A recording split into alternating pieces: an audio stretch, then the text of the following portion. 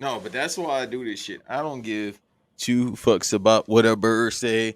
Playboy, you don't know that song. But listen, I do this shit for the people. Once again, I might shout out Kung Fu Eddie the rest of my life, bro. That was real. I don't do this shit for nobody that's just like, I Twitter. Fuck Twitter gonna do for me. I deactivate my Twitter every week. I just come back. Legit, I only come back to Twitter just to do the Friday night roll call. That's it. Otherwise than that, I don't give a fuck about Twitter. Because you see when I'm on Twitter, I'm chaotic. Because it don't fucking matter. And my Yeah. opinions don't matter. So that's why I don't even think about Twitter. Because I'm going to deactivate it. That's why I say whatever Well, you I saw what want on happened there. again. You saw what happened to me. Some guy was like, "I'm right here in front of you," and I'm like, "Oh shit!" Like, But you got to realize, too, that's a 6'3" white guy from New no, York. that's why I was like, again, I didn't do the like tuck my tail between my legs. I'm like, you know what? I'm gonna go up and be like, once I figured out that I was Mimi's man, I was like, shit, I gotta make this right because it's Yeah, her. but I try to tell your ass, like, people know who you are. It ain't me. And I don't even move around wild. Like, That's people why don't I know gotta me, and leave I you. don't even move around wild. That's why I gotta leave. You shouldn't know who I am. Motherfucker, it's too late. You already embedded in history. What are you Exactly. talking That's about? Like, if you left BRP tomorrow, people still know you from BRP. exactly. But again, that's why I Well, you gotta quit fuck. everything. You I gotta can't go. quit everything. That's not how life works, motherfucker. No, I gotta go live like I gotta go be like Obi-Wan. Like, I'm going to the desert. Y'all ain't gonna hear, Shit. see from me. Hey, if this man's serious about quitting, I'm gonna still be here by myself. Trust me. I do Oh pods by shit, we're myself live. often. Yeah, You cocksucker! I didn't know that. I'm you fucking around. cocksucker. What the fuck you say? I know where you Yeah. live at.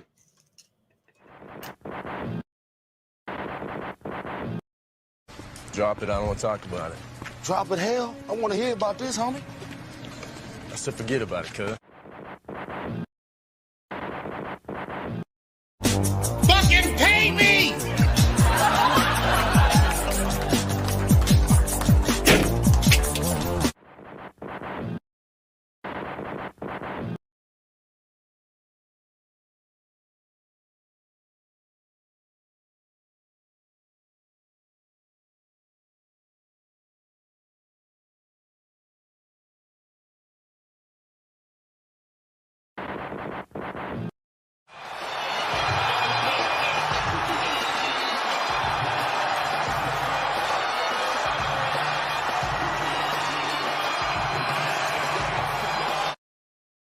You sneaky bitch. I had no idea. And now he's off camera, of course. Now I'm going to wait for him to come back.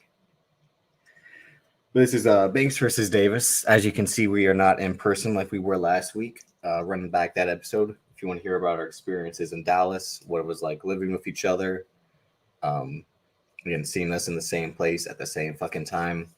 That was amazing. I was just telling him about the story of me running into Drew, which you can hear on Black Wrestling. But no, again, Oh shit. yeah, I was about to say, you sneaky bitch. Like, I had no idea we had started, and I'm telling the story right now about, so we talked about a couple weeks about me being more popular, and then I have the situation of Andrew, which I told about BRP.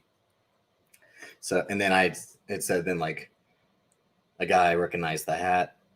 Well, not recognized it. He said that hat is dope. So I wanted to ask if he was a fan, and then the guy at the coffee shop asked what the Black Wrestling shirt was. So he didn't know who I was, but he was wondering like what that was about because he was a wrestling fan and saw like a wrestling shirt. So I guess this is playing into you being right about me being more popular than yourself. But I mean, we were together in person. Everyone saw us. Like, I don't want to rehash stuff in Dallas because we talked about that last week. But is there anything else you want to say about being right in that aspect? Hey man, I say a lot of bullshit in my life. Once again, this is Banks, as y'all know. At the bottom, I am not Davis, even though I'm on this side. I That's how you say do it. that, though. I say a lot of bullshit in life, but for the most part, it's some type of truth in the bullshit that I say. You feel me? So when I said Yeah, I told he that is to someone popular, it's yesterday. true. I About told me, some, yeah, about you being right. Yeah, I'm always right, but I'm always wrong. If that makes I'm sense. like, I was like, Banks said no one was going to Dallas for the wrestling, and she was like, yeah. Bruh, that shit was. It wasn't Solomon Gomorrah, thank God, but it wasn't about no goddamn WrestleMania for the most part. But But like I I said, had run fun. back. I had fun like a motherfucker. That's why I'm like, I got to retire now. I've been telling you I got to retire. I just got to retire, and I don't know if it's You it's being a lot of shit. goddamn, oh, I'm about to say a bad word. You being a goddamn coward. That's what it is. That is the thing. I am a coward. Yeah. I was about to say something real. I'm like, yep, episode over. But no, it's just that thing of I don't know. You can work and work and work. I always bring up can't have everything, but we'll talk about it with some of the stuff we're talking about today. Crazy enough, but that mentality of just like working. Let's get into it because like I was rewatching episode 5 of Winning Time, and you get to see Kareem Abdul-Jabbar's story, and like all he had to do to get to there, and when like Magic Johnson comes at him, and you get to see like him react because the whole time in the series he's just quiet, like don't bother me, very few words, right? You had an experience they told a couple weeks ago, like then that's who Kareem Abdul-Jabbar was. Like he was an asshole to people. But when you get to see what kind of made him this way and all the pressure he had, like there's that great scene in the beginning when he's converting and the guy's like, people out of all of us, people will look to you the most due to your circumstance. So like all the eyes are on you, and that burden of having to carry that weight and trying to be more than just a basketball player. I'm not saying I'm doing anything as powerful as that. My whole thing is just like, You don't fucking know that. What I keep trying to tell you. Okay, I see what today gonna be. Hi, everybody. Thank you for being here. Like, subscribe, all that fucking bullshit that they do on Twitter when they talk real fast like this. If you hear me, it's because they doing shit in apartments, so I gotta record outside. Circumstances are reality, and I don't make fucking excuses. So go fuck yourselves if you do make excuses if you listen. Anyhow, this shoot promo time for Banks. Hey man, understand this. I tell him every day, like I tell everybody else, you don't fucking get to choose what you're supposed to do in life. You feel me? It's the immaculate conception of reality, like the Jesus figure, so to speak. You don't get to choose what the fuck your destiny is. Hey, run from it, dread it. Destiny comes to those that arrive or wait, whatever the fuck Thanos said. So you don't get to choose. So in the case of Kareem, I'm sorry, brother, let me cut this promo. In the case of Kareem, it's the same thing. That was my favorite episode. That's my favorite episode of any show this week or this year so far because it's real. Like, why the fuck I got to go through this? I don't want to do this shit. I just like playing basketball. I like meditating. All praise be to Allah. Like praying at 12 o'clock, like I was supposed to do today, but I'm recording instead. But it's just I'm not doing Ramadan either. Last week Ramadan ended. Crown Royal ended Ramadan, so blame that. So yeah, greatest drink ever. So as y'all can see, my motherfucking eyes is still from the crown. No, that's just from working my motherfucking ass off. So it's just you don't get to choose exactly what your destiny is. It's given to him. He's like, I don't want to do this shit. Shouts out to the D. No, you can see like he chose it, like his dad being a cop and him seeing that shooting on the news and being, I mean, that's what probably like, awoken something in him to then do this. And then when he has a scene at kind of towards the end of that episode with his father again about like, what's the name mean? Once he tells him like, and it's servant of the Almighty, right? Yes. And again, you're getting the flashbacks and like when he walks into the mosque and meets the DOC, who I was like, oh shit, is that the DOC? He tells again, like, we don't have someone of your stature come in here that often. And again, he basically says like, again, the burden that you feel like the burden you carry is not really a burden. It's more powerful than that. And we'll get into like the episode before that as well, because the last 2 episodes have been the best episodes. The training camp episode where you get to see the team mesh together and the clash, but then you see Jack McKinney's system and we push the ball up, and Kareem Abdul-Jabbar being like, nah, we play, I don't run like that. Which is what you're saying. Like, you can either do it this way and stay stagnant, or you can try something new and go further than you can ever imagine. And that's what that episode was to me. All the Jerrod Bus stuff was all right, but really the stuff with the team has kind of been the best part of the show now, because the guys playing Abdul-Jabbar and Johnson and Norm Nixon are great actors. And then this week they got Wood Harris showing up as Spencer Haywood. Hey, I'm gonna get a check, Wood Harris. Yeah, He gonna get a check. for real. But again, he's an HBO legacy. Like they constantly reuse, as we talked about with Netflix, like the HBO actors studio, like their repertoire company. But yeah, I mean, this episode, I was like very moved by it. And I was rewatching it prior to us starting the episode. And yeah, like you see Kareem Abdul-Jabbar being like, how many games have you played? And then Magic Johnson, like, since I was a pup, he's like, professionally. He's like, you might have won a championship in college, and that might have made you think you were the shit. He's like, I won 3, and I could have won gold. And he's like, this is my 800th something game tonight. And it's that, like, not to say, you know, do the work or all, you know, all that stuff, the constant, like, you know, are you going to be about it? You got to talk about it or be about it attitude in your profession or whatever you're trying to do. But that's what that was. And then when Magic Johnson challenged him and is like, we're all working. You're the only one that's not. He says something like, we're like, we could be a Porsche and you're like a Cutlass on 4 flats or whatever he had said, is the whole thing of, we got to drag you to work. And it shouldn't be that way. If we all work at the same speed or pace, this can be great. And again, that's why this is the beginning, the rise, I should say, of the Showtime dynasty. So what I'm basically saying is what we talked about with Joe. I think you might have talked about it with Eve and Cal about podcasting and all that, because that's what really drives me crazy with all this. And what I say about like retiring and all this and that is, you say it's the new rap game all the time, and you're 100% right. And I say it like this, like it's the Wild West. Fastest gun wins. Hey, everyone's you know what I learned? Not to cut you off, no, go bro. ahead. And I hate to call people low, bro, because I ain't trying to low, bro, you at all. We equal, except for I'm black. Otherwise than that, listen. That's what you were saying at the frat house. About what I was saying? About me. Oh, when I called you, even though I don't say the word no more, yeah. Okay. Y'all the first ones. Y'all created the word and y'all the first ones. Okay, go ahead. Keep going. Yeah, you don't want me to put my kufi on. Listen, you know what I discovered in the past 2 days? All these sayings about the rap podcast game is rap game and how you said the Wild Wild West. You know what happened to me in the past 2 days? You can't body me. I'm on my Floyd shit now. I'm like, oh, okay, I get it. Yeah, I'm officially in the Matrix now. So you know what? Those sayings are dead. I don't want to make the shirts anymore. People that's listening, podcast games, rap game. I don't want to care about none of that. You know what I'm gonna keep doing? I'm gonna keep on training. I'm gonna keep on working. I thought about quitting. Nah. I think I gotta show you motherfuckers why you not better. Let me just keep doing that. In the past 2 days, under the circumstances I faced, you not better than me. And then how Mr. Abdul-Jabbar would, like he said, like, why this? It's like, bruh, much is given, much is tested. If it was too easy, everybody would do this shit. Basketball, podcasting, whoop de whoop whoop whoop whoop. I don't give a fuck no more. Y'all can have the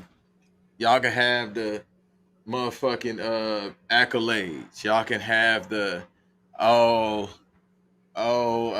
this happened to me. My motherfucking hand hurt, all that shit. People can have that shit. I'm going to another zone. I'm running the Jack Kenny offense. Hey, let's go. Now he turned to ground beef at the end of that last episode, but yeah, we'll get to that once we talk, because I guess when you like read between the lines on something or you see the hidden meaning, and I always kind of hate stuff like that in certain movies, like The Shining is about this, or stuff like that. But there are so like hidden meanings, stuff like the X-Men was, you know, like a metaphor for like AIDS and gay people, minorities, like, you know, how they were segregated and all that, and like how you know, they're mutants, so they have to be like different is wrong. You know, that's what it was kind of mirroring to society. But like you said, like with Kareem Abdul-Jabbar, and she was the moment when he's having breakfast with his, I think, girlfriend, but then the woman who becomes his wife, and he's like, I thought one more season. She looked like you. He's like, I thought one more season would be enough.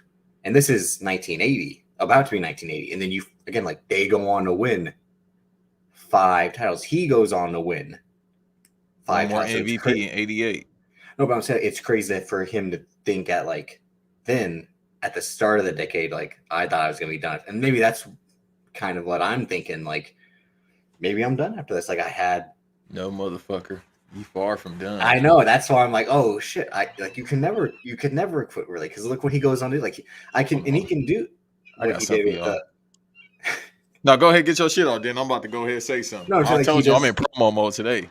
Honestly, like, again, he goes on to become the most scoring player in NBA history. Again, titles Until next season.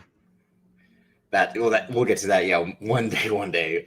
But that's why I'm like, oh, so even it's like I always say, like remember in Days of Future Past when past Charles was like, I don't want your suffering, I don't want your future. Like maybe that's me seeing future me of like everything that's probably come in the next, again, like LA next year, where were the year before that, whatever this is, when we are for finally on HBO Max. If they should can us after a year or 10 years or we got paid. I don't give a fuck. Start your own network after that. That's the thing, but I don't know what it is. Why I'm like that? Like I said, it could be just that fame, even though I'm not famous, drives people crazy, can drive me crazy, and I'm already someone that's in my own head to begin with. Well, this is why you focus on your work. You see how Kareem was? Kareem was famous than a motherfucker from high school. Mm-hmm. And he just, how he handled it is just, I don't fuck with people. Maybe you handle it that way. Because he didn't fuck with nobody at all, as we keep seeing throughout the show, which is a shoot. That's where I'm like, oh shit, am I Kareem Abdul-Jabbar? But like, do I want to be Magic Johnson? I think like in the right circumstance, yeah, I want to be the guy who's laughing, high-fiving, cool with everyone. But almost like, that also isn't me. There's a time and place for that. No, like you at the prick. house. You like prick. At the house. You was a prick at the house. No, I wasn't. No. Yes, you was. So you could never be Magic. Magic love people. You a fucking prick at the house. Not to everybody around you, because we way more than you. But at the same time, you a prick. I love you, but you an asshole. Yeah, no, but that's why I tell people, and that's why like what happened this week on BRP like should make sense to people. Now I'd say like it's amplified because I'm with 4 other assholes, but no, I mean I always was. It's the thing, like we'll talk about it with no, well, I mean now 5, including the lovely Miss Mimi, Queen. But it's because we'll talk about Rothaniel, the new Jerrod Carmichael special, and the bit at the end, he's like, "I'm not nice." It's like, I'm not a nice person. It's all like, yeah, let's get lunch.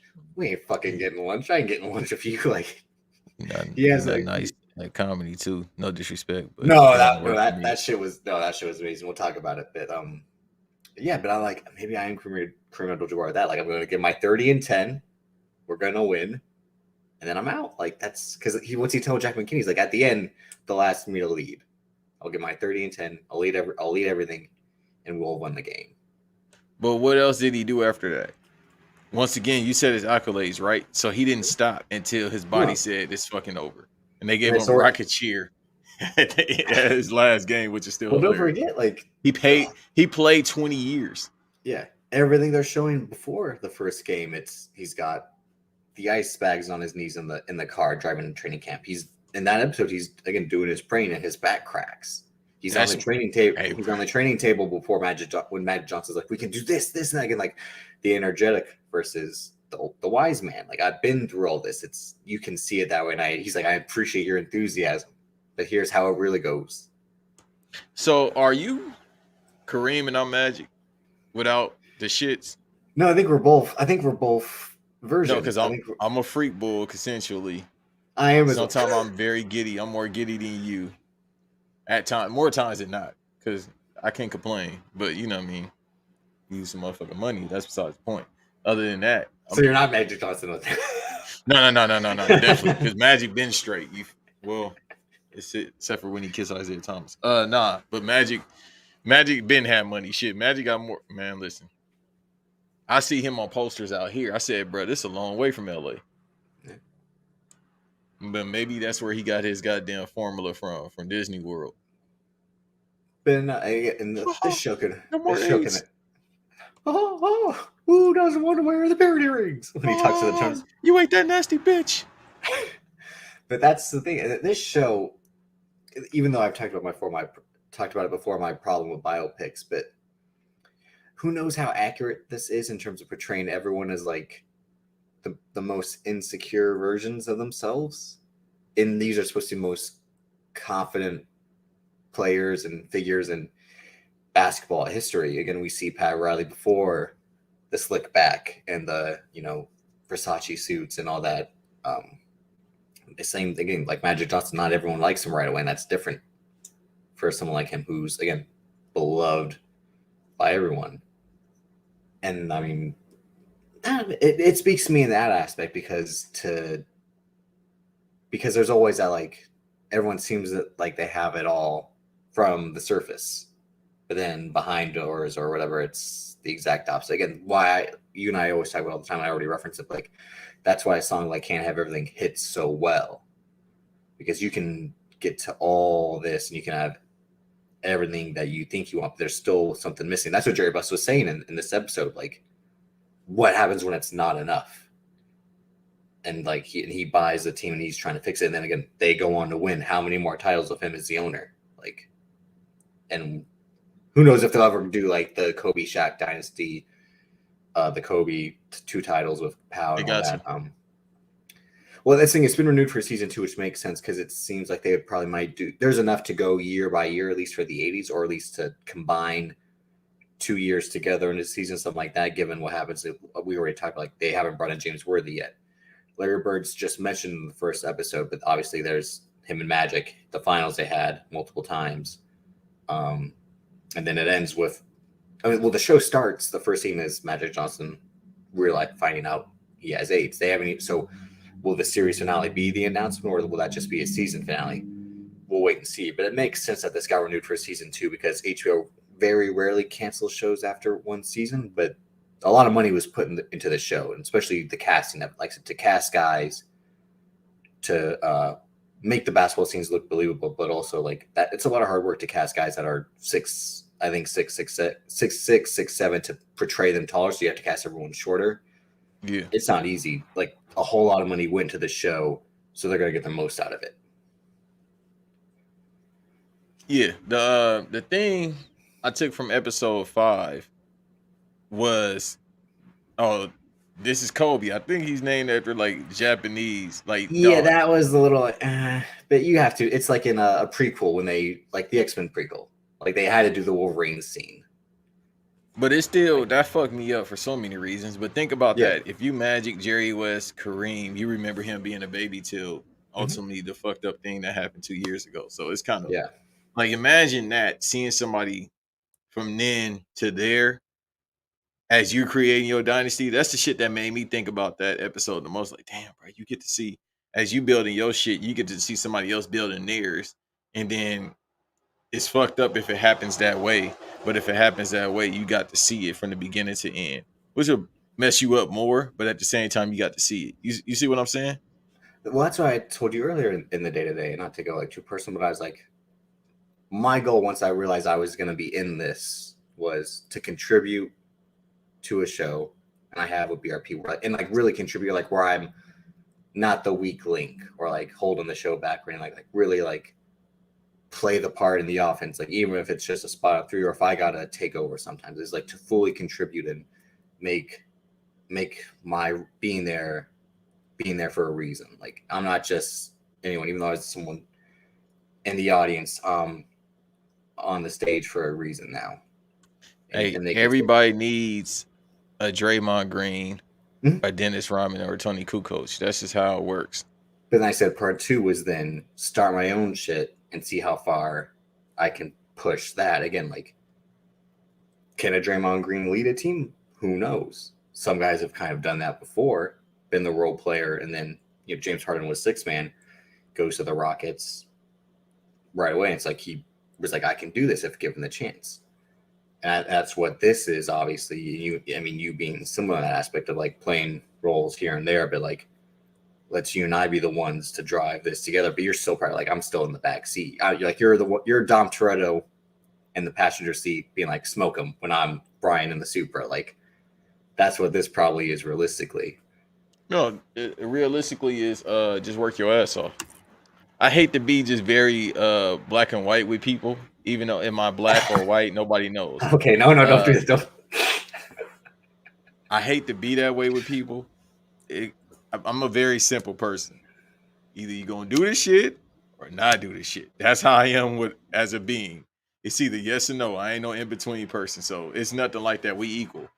Just work. I don't know what else to Yeah. say. That's all it comes down to. Just work. I don't give a fuck if your motherfucking hand get chopped off. You fracture your goddamn foot. You can use one little nub, press this shit, get the fucking job done. That's it. But no, and then I said part 3 of that was trying to help someone build their shit and play like Triple H and NXT, like play the role of creator. All fair. I read the text messages. All fair. I got the game plan. No, I can talk about this, but I'm saying like that's the next phase. So I can say like I've done the 3 things. Like yeah, but how do you become a coach unless you work? Like if you quit, that's what I'm saying. You can't become no coach because they'll be like, you the fucking coach that quit. How you supposed to tell me how to win and you quit? Even Pat Riley used to play. He won a championship with the Knicks. He had to become a coach.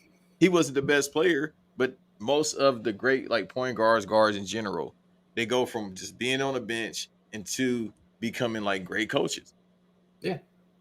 That's just how it works. I mean, Jason Kidd, it works, but it's not the same because Jason Kidd sees shit different. Like when Magic, when he became the coach for the Lakers, it's like, bro, I can't do the same things. That's what was so good about the Jerry West. Remember, he's like, I'm a shit coach. And Jerry West is like, no, you just want to cop out. I was like, no, like they can't be me. And I can't be them. And that's why it is. Like he's so pissed about that. Like, because he tells him right there, like, if I could play for you right now, I would play for you right now. But I can't.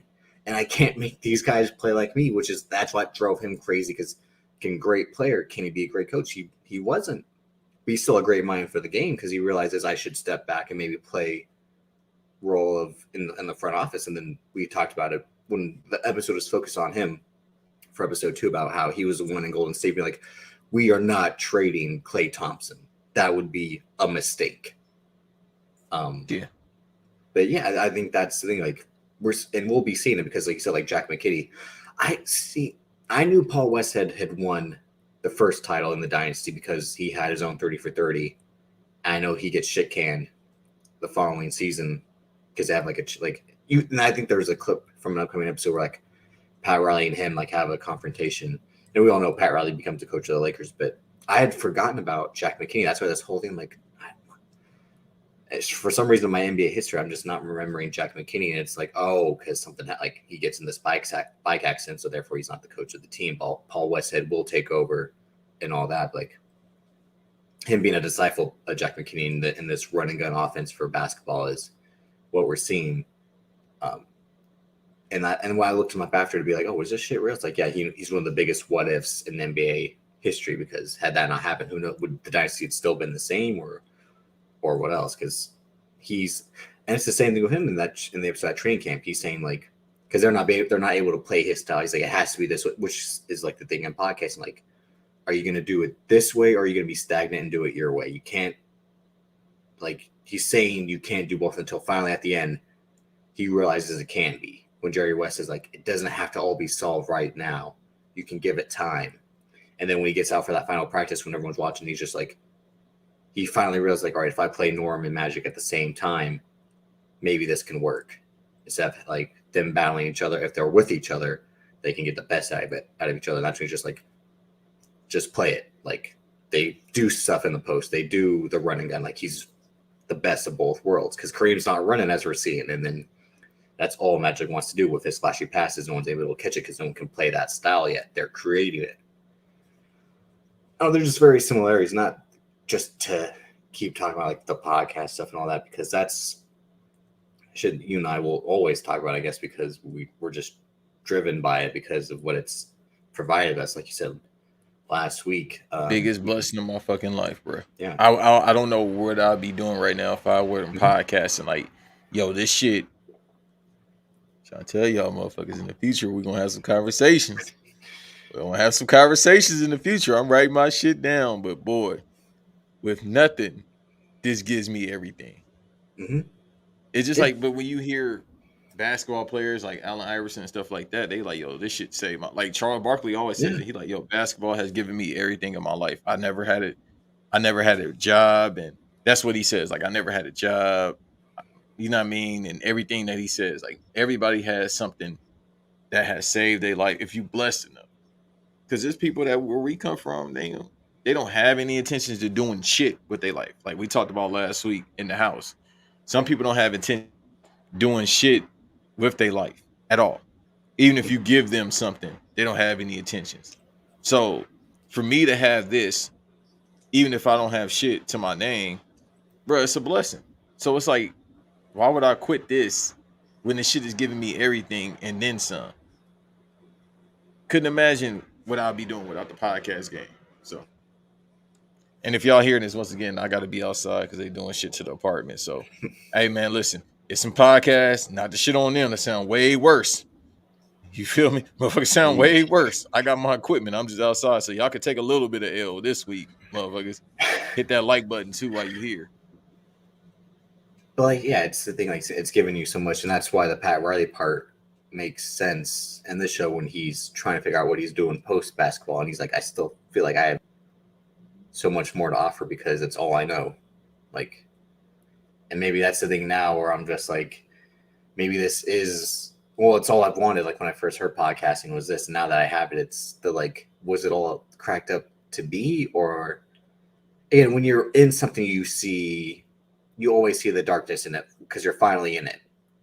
They always say like when you see the shadiness of this and that, and horror experiences, and that's why they got out. Like people who got into wrestling, they got out like, oh, it's not what I thought it was going to be. It was way worse, and that's why I'm out of it and anything like that. But I don't know, just like I said, I related to the Jerrod West being like, I fucking hate this shit. And then the guy's like, then quit. He's like, fuck you, I love my job. Like, and that's you being to me. And I'm just like, yeah, I can quit and then like go back to what I was before. And then would I be like, oh, maybe I'll be like how Selena Gomez was when she was like, quitting the internet was the best thing for me. But then I'm like, well, if you say so, like, they're all wired differently.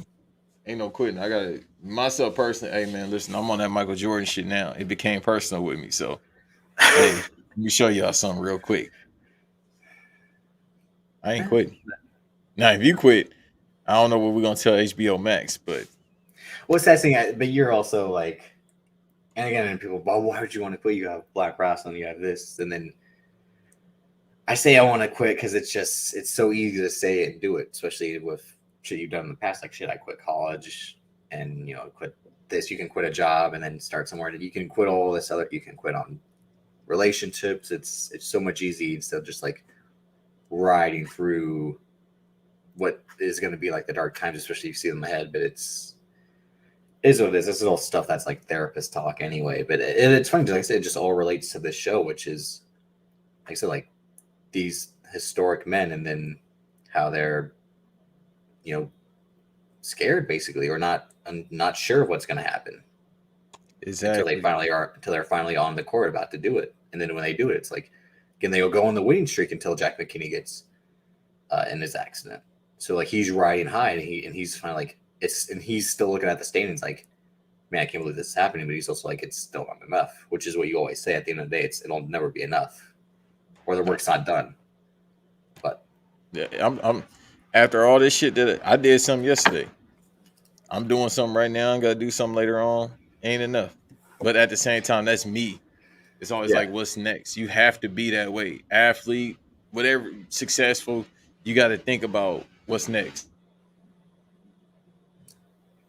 Let's segue to something else that was on HBO Max. I already mentioned it with Rothaniel, the Jerrod Carmichael special. You said so. You didn't enjoy it? Who the fuck is Rothaniel? That's him. That's his actual name? Yeah. Did you watch it or no? Why is he named Jerrod Carmichael then? That's not a fire stage name. I'm thinking that's his real name. No, he tells this incredible story about the meaning of his name. At the end of the special, did he tell some jokes, man? Because he don't be telling jokes. He just be up there talking. I don't want to hear spoken word shit. I want to laugh, motherfucker. Nah, I was laughing. But I had said it was. Yo, white people love dry sense of humor. Y'all love that shit. That just talk that Donald Glover corny ass shit. Like, I was about to say, don't you say like those Peter? The white people that you are all. shit. Here we go. I was like, I'm waiting for you to be like, I love Odd Future. I'm wearing my Vans and my super short shorts and my fucking tie-dye socks. Like, fuck you. I Shouts hated out to those Mike people. G, wherever he working at right now. I feel like that's what you're basically trying to say was I love that. Like, no. No, my stand up is more ignorant. Like, you ever fucked a bitch and she then put the towel down, like the old motherfucking Richard Pryor style. That's my type of comedy to a certain extent. But with Yeah, I Jerrod, bet. no Yeah. disrespect to him, it's just very dry. I'm telling the story like Dave Chappelle now, and it's like, all right, bro, you ain't making me laugh. No, I was like I said, it was sad. It was hilarious. It was just overall beautiful. It will definitely be on my best of 2022 list, which I'm already making that for both BVD and BRP. There's some good shit that's already happening. Bro, it's only April. God damn. I know. No, but I'm like, I want to keep track. I don't want to forget like the shit that's like gone on because there's been some good shit. Hey man, all I'm gonna talk about, I got a list dropping at the end of the year. You want to know my list? Here at the BVD pod, I'm gonna drop the list on the BV pod. The best women of 2022. Okay. It's about at least, motherfucker. That's more than 10. Dallas got 9. Are you gonna do Banks's BRP 50, but it's just BVD 50? Of like, look at all these women. All fair. All fair. Oh god. But no. That's is that sexist if I do that list? Who gives a fuck? Nobody know who I am. I could do it. They rating women over there. Nobody. They gonna say, who the fuck is that guy? That's, and you will be like, that's the beauty. Yeah, and you just mad because your ass ain't on it. Like, ooh. No, I'm about that. If she look good, I'm gonna add her to the list. She gonna be 50. You gonna be Moof. You're gonna do the Chris Jericho. You just made the list. That's actually a real good idea. I can get away with it because motherfuckers ain't gonna know who I am or care about. You can do it like, I can put you on. Like, it's not a number. It's a list. It's a growing list. Like, yeah, it's just gonna be. It's a scroll. Yeah. It's a little last X. Like, here's my thank you speech. Like, it's about 20 in Dallas at least. Most of them gonna be from Dallas. All right, let's just do that. Right. Go ahead. I'm sorry. Rothaniel. So you didn't watch it? Dog, I ain't watched shit.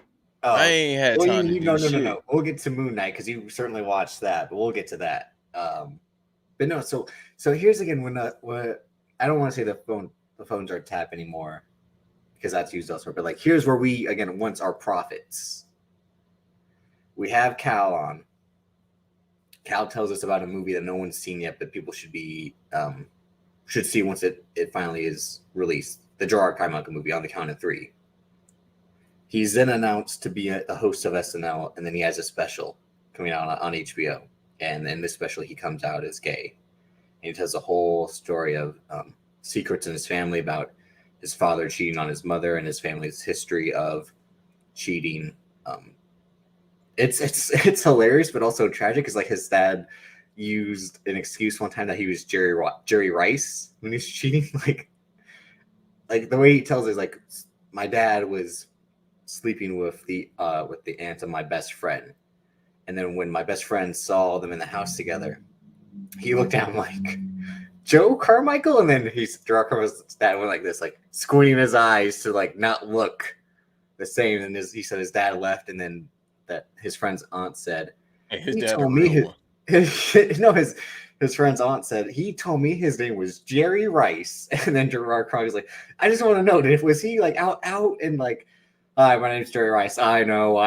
Like, like not trying to say he was Jerry Rice, but like he had the same name. Like it's hilarious with that. Again, like it's storytelling. It's what Chappelle is doing, except he's not bullying anyone. Like once he comes out as gay, he says like, the people that like we really should respect Black women more for respecting gay people. And I say, except once my Black friends found out I was dating a white man, they're like, oh, like you hear the crowd boo. He's like, see here, like y'all turn on me. And he tells a great story about like, when me and my boyfriend be making out, we'd be like super straight, like no, like they'd be kissing, and he stops like no homo. It's just like hilarious. And he's like, when I show them, they look and they don't say like, he's like, they're just, oh, like he's got some nice glasses, and he's like, no, look at the skin, look at my vanilla king. And I'm just, it's hilarious. I enjoyed it. I'm just waiting for one woman or multiple women in the IWC to make me their vanilla king. So hopefully that happens sooner or later. But I would highly recommend it. Like I said, it was moving. It was emotional. And again, you not being a fan of, I guess, therapy on stage is how I pointed out, right? You want tell some jokes. That's what you want. No, I ain't gonna say that because I like it sometimes, but for the most part, I just like the jokes. Like I like Eddie Griffin style of humor because he give you some education about shit and making it funny. But I'm gonna definitely check this out. You feel me? Like I never been a fan of his. Not saying he bad. I just never been a fan. Like the show was alright, but I'm gonna tap I in. enjoyed the show. I never had seen his prior to stand-ups, but I liked the show that he had on, which we talked about with Cal. Like I said, and he was hilarious in Neighbors. And I always remember, I think there was a season of Tosh.0 where he was promoting a tour and he had to featuring Jerrod Carmichael, and like he never had the right picture of Jerrod Carmichael. It was like a running bit where like he had a picture of someone else. But yeah, it's definitely going to be on my list of best of 2020 and he hosted SNL and he had a good SNL monologue about the slap, which again, we recorded right before the Oscars. And when we had ended, that took place. And so he has this good monologue about, doesn't this feel like it was a year ago? Like it wasn't, it was a week ago. Like, and people are still talking about it. So that was, he had a good monologue about that. Hey, What? we ain't behind the paywall, so I can't say what I really. Well, I can't. And again, I've been advised not to talk about that scenario. Not scenario, situation, I should say. Yeah, might talk about it behind the paywall. So, but the things I'm gonna say, I don't know if I should even say. Yeah, if you gotta, the fact that it's like the fact that you have to say it's not that bad means it is that bad. So if you feel like you shouldn't say it, then you shouldn't say it. What the hell are you doing? What? Oh, all right, we're into the show now. This man's putting a sock. I don't have a glove, so the sock fits. So you must have quit. But yeah, I mean, like I said, really, please. I know I always like say really, please watch this. All right, because you said please. Yeah. No, so because it's like it was, especially with like the stuff at the end with him and his mom, that was hard because he talks about his mom being super religious, and once he came out as gay, it's kind of hard for her to deal with, even though and he tells a story of like how him and his brother, well, he confronts his father about cheating, and his father is like, I knew you'd be the one, because it's a real tragedy like that. And then the stuff with the mom was hit with me due to my experience. But I would recommend it to you it'll make you sad, but it's enjoyable for a stand-up special as well. And that's something, I mean, therapy on stage, I mean, I think I'd do that. We did a therapy pod once and it kind of backfired on me. So I'm never doing something like that again. But no, something like everything ain't for everybody. You feel me? Like I ain't trying to give out people shit about nothing about my life. That's why I said future conversation. Well, that was the thing too. I'm like, damn, like, yeah, this man's like really airing out his father, and I'm like, yeah, that's too much. Yeah. Like, bro, everything ain't for everybody. Just to appease the white people. You feel me? Like he doing that just to get put over. Is that how you see it is? Yeah. He's in Hollywood, bro. Everything is to appease white people. No, I don't. Like they could say, "Oh, this is to uplift black people." No, it's not, because we ain't getting that many jobs like we was a year or two ago. Mm-hmm. And then besides that, it's like, bro, like you trying to appease the people that you write for, the producers and all that. Because if you are, what's the best way of me saying this? If you have some type of less masculinity, fuck it, I don't give a fuck. If you got some type of, let me advise people though, these are the opinions of me, Banks, not him. And I'm not gonna say nothing wild anyway. These are my opinions. Cancel culture ain't real anyway. But if you're less masculine in Hollywood as a black man, it's more so you can get better opportunities. I'll say that. Like if you don't have bass in your voice, you can get opportunity. It's the reason why the Denzels, the Samuel L. Jacksons, Don Cheadles, and all them have to be great all the time. It's just because if you're not great and you are a man and you black in Hollywood, you're not gonna get the same opportunities as everybody else unless you fucking really good. And that's why they're always on their A game. That's it. Who would you say in this scenario is a man that doesn't get as many opportunities then to counteract like the people that appease or the non-threatening? Because remember there was that Family Guy episode. It might have been one of the Star Wars ones where when the X-wing crashes into the swamp, they have cartoon Dennis Haysbert come out and be like, "Your insurance is bad, Allstate," and it was like, blah blah blah blah blah blah, non-threatening black spokesperson, because that's how we're supposed to perceive Dennis Haysbert. Remember, and that's what Chappelle had with the that SNL skit with him as Dennis Haysbert, Maya Rudolph was Aunt Jemima, and then Pete Davidson was Count Chocula. I think they had someone as Uncle Ben for Uncle Ben's Rice as well. Wait, so they trying to make Pete Davidson black? No, that's Chappelle's like, doesn't he look black? And then Pete Davidson's like, I'm Italian, or something Is like he? that. You know, never mind. I'll tell you off here who you look like. Me? Oh, okay. I was like, Yeah, no, I'm not doing that. The Tommy Egan shit was good enough for the rest of the year. That was spot on. Hey, yo, Banks. What this motherfuckers over here doing? You know how he talk too. yeah, you know, it doesn't. Shit, I don't know. Shit. Good show, but he can't act. I like Joe Sikora though. I like him as a person from what I've seen, but he can't act. But No one can I act in any of those understand. properties. You said what? I said no one can act in any of those properties. 50? No. Kendrick was fired as a crackhead. Okay, that's different though. That's him being him. That's the most lines he said in the past 4 years. And I'm talking about even on record. You said what? This man performed at the Super Bowl. Come on. I'm almost ready to switch over. I'm just gonna say that. But I'm saying, who is this person that is a man's man that you don't think gets as many opportunities and to counteract that? Oh, let me see. Because I'm thinking of somebody more so young. Because even the young actors, fucking Lakeith Stanfield up here dressing like Lacey Evans. Yeah, I'm thinking of somebody young. Like everybody is kind of doing the same thing. Well, I mean, there's Daniel Kaluuya, there's Damson Idris. I mean, they're British, so I guess that's not really helpful. That's what I'm saying. I'm never. Yeah, you have included. Nah, because he did something. Didn't he do that motherfucking episode with Anthony Mackie? Oh. So you're saying. And I'm not attacking those people at all. Yeah, I'm saying. So yeah. So you're saying if you're willing to do that, you get more opportunities. Okay. Like history has shown that in Hollywood. Like Will Smith did the little flick, you feel me? Where and my guy Trevante Rhodes from Moonlight hasn't been doing much since then. No, but RZA doing shit. The dude that played RZA. Sanders, yeah. And he was up here, he was in a magazine ad with a goddamn umbrella or something. Okay.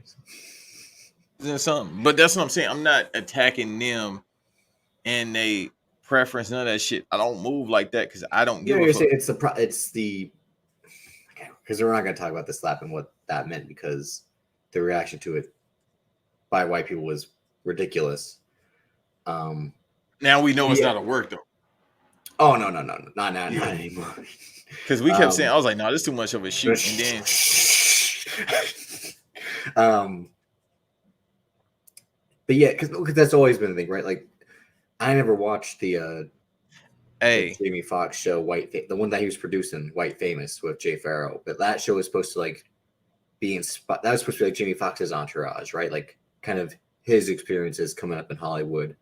Because the only thing I remember like from the trailer was like to make it as a black actor, you have to like wear the dress.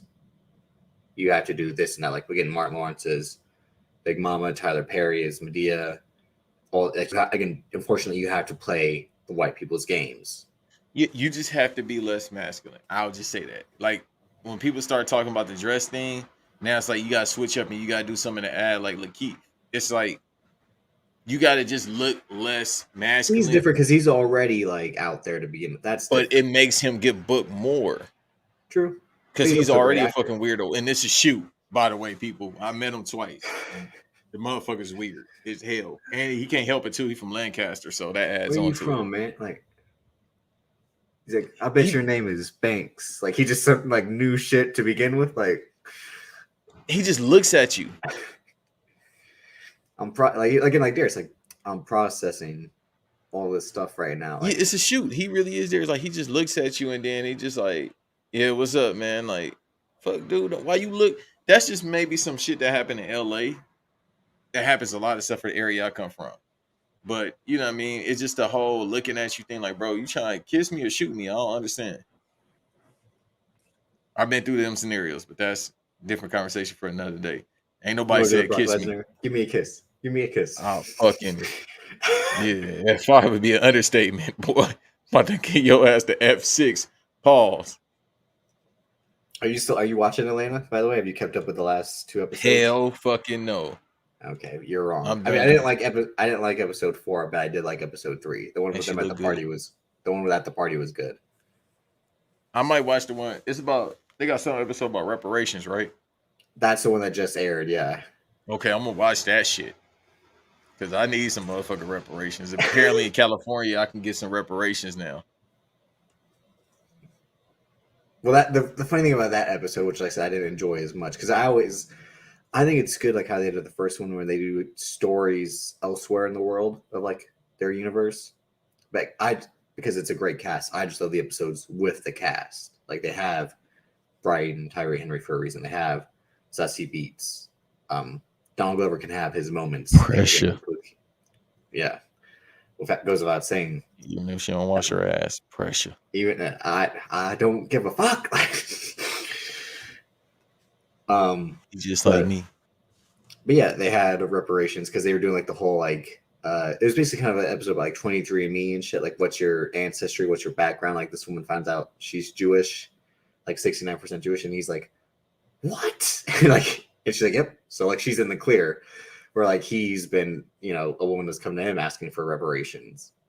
And then when he goes and sees his wife, she's like, I'm Peruvian. He's like, you were white yesterday. It's like a funny ass line.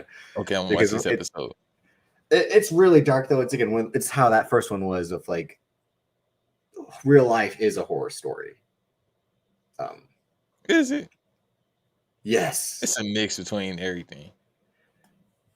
No, it's a horror story. Again, like, well, I sleep good through this motherfucker, so Freddy, come get me.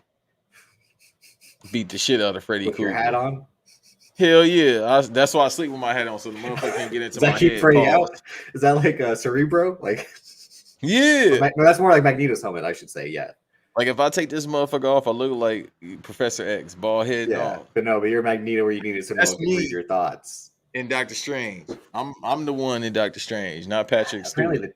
Apparently the tickets are out. I haven't bought my ticket yet, but I could wait to buy my tickets for that movie. Did you see I'm going to see it or no? Huh? Did you see Ambu LANs yet or no? If I don't see it today, it'll probably be Monday. It'll probably be tomorrow. Ain't no goddamn time in the day. Apparently it's tanking, which is not that's good. Surprising. We knew that was gonna happen. And it got 65 Rotten Tomatoes. Let me know it's fire. I promise you it's gonna be a good movie. Oh, everyone's saying like it's his best in a while, but like of course it didn't make any money. Like that's how it goes. Especially for Michael Bay, the one time like he's tried in a while. Yeah. They shouldn't have put that shit on HBO Max, Paramount, whatever. It's Universal, so they shouldn't have put it on Paramount. That's what I'm saying. You mean Peacock? Oh yeah, because they are Universal, NBC, all that. Yeah, they shouldn't have put it on there. And that's where I said when people were saying it was tanking, and then there are a lot of I've seen a lot of tweets. This is why I hate about Twitter now, with like it's recommending random accounts and random tweets. But Twitter is dead, people. But y'all want to get on there and bitch and complain about wrestling. Twitter is fucking dead. Y'all better join me. Get off there and get on TikTok. All right, that was your weekly PSA about the greatness of TikTok. Which on Atlanta, that episode of Atlanta, he's like, "That's just for white people" or whatever. Like he says, like, "Dog, TikTok is so fucking dead. That shit is under the dirt." But everybody want to resurrect some shit. What New Jack said about ECW, you can't breathe some air to some shit that's already dead. And that's what I'm thinking. That works with the movie theaters. They died during the pandemic. They only have mattered 2 times since then: Spider-Man, No Way Home, and the Batman. We haven't given a fuck about any movie since then. That's why Channing Tatum's Dog movie and the fucking Lost City movie making money, and Tatum being back, is a fucking surprise because we don't need movies in the movie theaters. And the tweets I'm seeing is like, I think I saw 2 or 3 tweets about people being like, I sat through this movie and there were kids talking the whole time, and then something else happened, and then someone's like, the movies are back. And I'm like, no. Shit like that is why we didn't need them back. Let me watch this shit at home. That's the whole point of having 600 services now. That's why Paramount having its own, Universal having its own, Warner Brothers having its own, is if you're going to charge me a month, which is basically a ticket anyway for the movie, the theaters are the ones getting fucked over. You're the ones who are going to win in the long run. Why should you care about helping out the secondary, the middle party? What, because history said so? Fuck history. Right. And besides that, it's like, dog, I've been a bootleg man since I was a shorty. I can get the motherfucking children bootleg. of that generation. Like, I don't care about watching screeners because I don't have a fucking enough time in the day. Like, I went to go see the Batman in theaters. First of all, I'm addicted to that movie. Like, I can't wait for this shit to come out next week. Again. Yeah. Like, dog, I need to see this motherfucker again. I'm like, one time wasn't enough. I'm like, let me see this shit again. Like, I've been thinking about watching the bootleg of that because I'm like, damn, can I wait another week? But you're like, come on, it's just. I seen it the first weekend it came out, and I haven't seen it since, and I want to see it again. It's just not enough fucking time in the day. But don't forget, I saw it back-to-back weekends. I saw it opening weekend, and then saw it when we did the episode with Big Mike, my dad, and Fam. Shouts out to Fam. Where's Buffy on YouTube every single week? Check that out. Like you said, whole time. Whole time.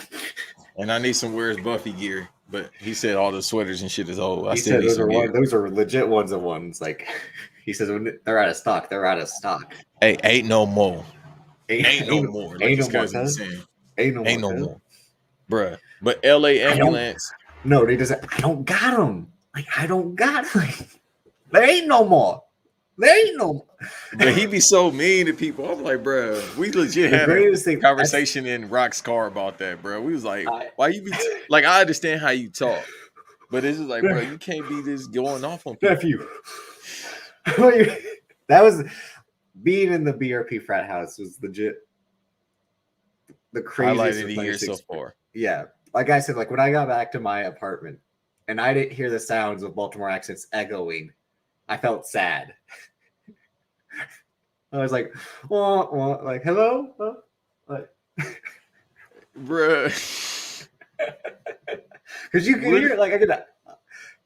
Because I was trying to make sure I wasn't the first one up, because that's me to begin with. So, like, I would wait till I heard people downstairs to get out of my room. So and it wasn't really that often, because I needed my rest, because after being bruh, fam don't sleep with these demons. Fam don't sleep, bruh. But as soon as I would hear them talking, I'm like, "Excuse me, shorty." hey, yo, you won't finish that? Go on, finish that. That's all I heard. It was legit. God, that was amazing. Yo, fam don't sleep, bruh.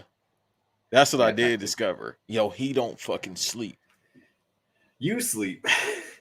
Who, me? Yeah. I sleep, but I don't rest. It's two different things. That's exactly. Yeah. Yeah, like no, I don't rest at all. But I gotta sleep, because if I don't sleep and I don't rest, there might just be a Davis podcast, bro. No, I needed to rest because I only really rest for 30 minutes. And then I need to sleep because, like I said, that Friday, my knees were cooked like Kareem Abdul-Jabbar and Terry Funk. I needed ibuprofen, and that shit legit was like, when he hits the adrenaline in the Batman, like, and then I was good the rest of the weekend. I just need, again, it's my weekly thing. I just need sleep and ibuprofen, and I can like get through shit. And like that all day Friday, like that's if you watch GCW for the Culture, when Brian Keith comes out, you and Fan were standing up to get high five. My ass is sitting down because I'm like, my knees hurt so much right now. I'm just trying to sit. And then when the death match starts, I'm like, I gotta stand. Like, I was standing for another match. I'll just say that. Yeah, I think you weren't the only one. Again, that was excuse me, shawty. You wrestle, shawty. Hey man, listen, because I ain't know that was her at Wale Mania. Otherwise, I would have said something. Excuse me, I just want to say you look beautiful today. No, we're gonna run back last week's episode, vacation, because that's what it was. You can hear the and then we'll echoes get- of Baltimore in the background. the funniest thing to come from that. I don't think it was on camera before, but when you and someone were talking about the type of woman I'm gonna marry, I told a good friend of ours to open a pool. Everyone should take bets about what kind of woman I'll marry and all that. Because you and this person thought one kind in particular, but we'll have to wait and see. I think I'm never getting married, so who knows? No, it's already done. It's already in the stars. You already said it earlier. Who? What the fuck you said earlier? You freak About- bull. Talking That about doesn't mean I vanilla gotta- King. Don't ever say that shit like that. I'm on the podcast with you I ain't saying we gotta get married. I ain't saying that. You right. I ain't gonna never get married. I just want to be married to a lot of women. You feel me? Without the white Exactly. man paperwork. But sure, what else happened? I mean, Morbius tanked like we knew it would, and everyone said it was the worst movie ever. Which again, I told y'all this should have been a joke. Like they should just been like, "Gotcha!" Like, Hey man, Jerrod Leto ain't gonna never die because he really is Morbius. I've been telling you, baby blood. No, it's something more than that, bro. He don't look No, normal. that's it. He look like a robot. Like he Just looked like lathers himself in it. he looked like, you know what he looked like? He looked like motherfucking acid Jesus, not Korean Yeah. Jesus. He looked like acid Jesus. Yeah, no. He like if Jesus was like, "I'm gonna start a band," like. You don't play video games, right? Far Cry, I think it was 4 or 5. That was like in Oregon. That shit was fire. That's my favorite one. They got the cult leader, the Christian cult leader. That's who he looked like. Which is fun. That segues into Moon Knight, because Ethan Hawke is basically playing a cult leader there, and Crack Royal. huh? What's your weapon of choice? Crack. Okay. Yeah. Cause then this motherfucker gonna be up. So he can't attack nobody. But no, in Moon Knight, Ethan Hawke is playing again this leader of this cult, all that or whatever. And when they announced Ethan Hawke was going to join the show, I was already like, not a good sign. I've never been an Ethan Hawke What's fan. your beef with him? One, he's freaky looking, and two, I don't think he's a good actor. You gotta remember too, he was doing the Red Box special for a minute. He was doing some shit I never heard of.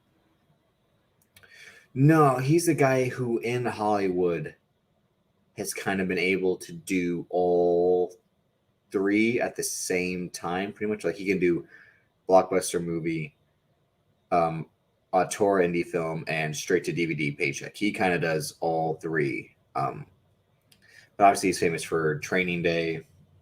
Started out with like Dead Poet Society, again, all these like indie films, and since then has kind of gone back and forth. Again, he had First Reformed. That movie was such a fucking piece of shit. I couldn't stand that movie. That movie is basically about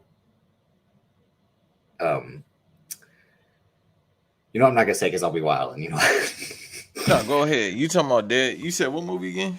First Reformed, where he plays a father, like a reverend, a preacher, a priest, all that. I don't know. I always forget which is for which. He basically plays a man of God, but then he becomes blinded by pregnant pussy. So watch the movie, you'll find out. But don't watch the movie because it's horrible. What now, pussy? Yeah, like there's a woman throwing herself at him, and he's like, "No, the Lord," or whatever. And then pregnant Amanda Seyfried comes up to him, and he's like, "Yeah, like, all right." Wait, Oh, so God. you know the great UGK have a song about that, right? You don't listen to UGK. See, you need to learn from the pimp. RP the pimp, long live the bun. Hey, they got a song called Pregnant Pussy. Oh, okay. Yeah, and so Have you ever experienced it? No. I ain't that much of a sicko. Now I would have asked, you know what I mean, one of our family members about that. Shut up. Yeah. Shut up. Nope. We'll say no name. Shut up. No. Nope. Would you? Shut your Can you repeat the question? That's how you get the stem cells directly. Damn. Like, Yeah, I legit might look like Chris Masters if I do that. all right, you know what? But no, Moon Knight.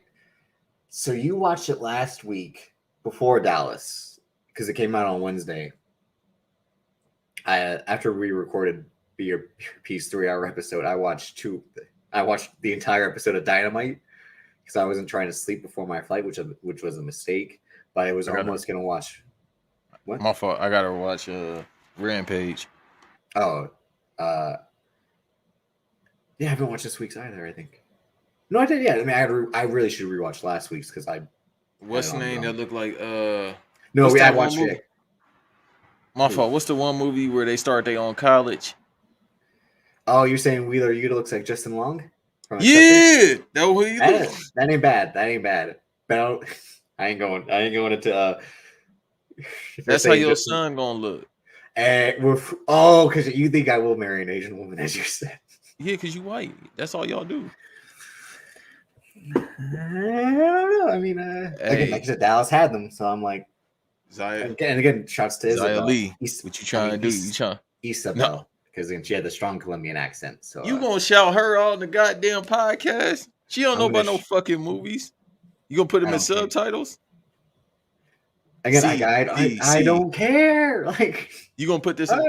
Somebody whether Banks versus Davis or someone. I've been reviewing for months now about Davis. Like, again, like just have an accent. Like, I mean, but you had watched Moon Knight. You said it was fire. I was tripping. Okay, so when I watched it on Tuesday, I was like, Banks is out of his goddamn mind because this shit was trash. I'm more wrong than I'm right in life, as people should know by now. And then I watched. Listen to my opinions. Yeah, I watched episode 2 yesterday, which you didn't finish. You quit halfway through.